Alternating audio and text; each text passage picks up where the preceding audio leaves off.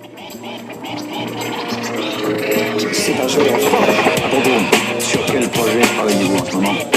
Bien, sur un programme que j'ai appelé... C'est un jeu d'enfant. C'est un jeu d'enfant. C'est un jeu d'enfant. C'est un jeu d'enfant. C'est un jeu d'enfant. Donnez-moi des mots. Donnez-moi des mots. Donnez-moi des mots.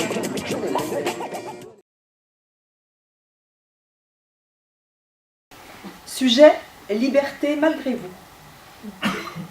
Monsieur Gaudin, je n'étais pas présent au récital dont vous me parlez. Des obligations, peu importe lesquelles, m'en ont empêché. Je l'ai toujours pensé, j'en suis sûre aujourd'hui, vous n'aimez pas. Vous n'avez jamais aimé ni compris notre musique européenne.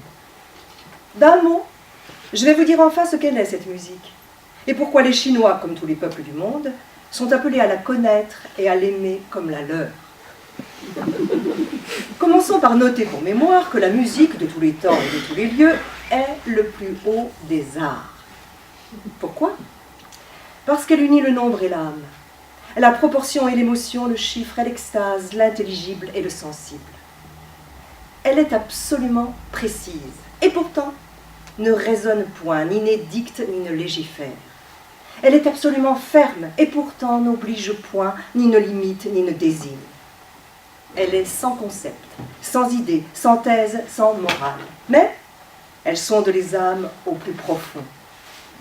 Elle est absolument immatérielle et vit dans notre sang. Elle bat aux tempes de notre intelligence et c'est de volonté qu'elle nous gonfle le cœur. Donc, la musique est le plus haut de tous les arts.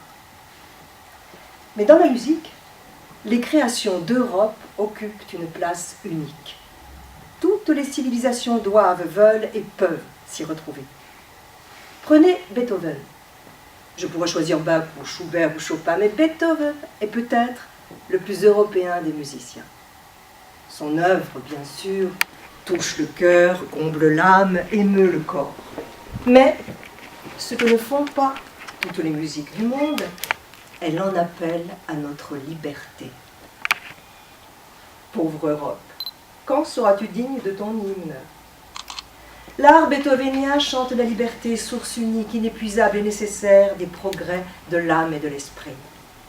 Beethoven savait n'être point le simple maillon d'une chaîne éternelle d'Aède, le chantre occasionnel d'un monde aux branles immuables, et si parfait soit son chant.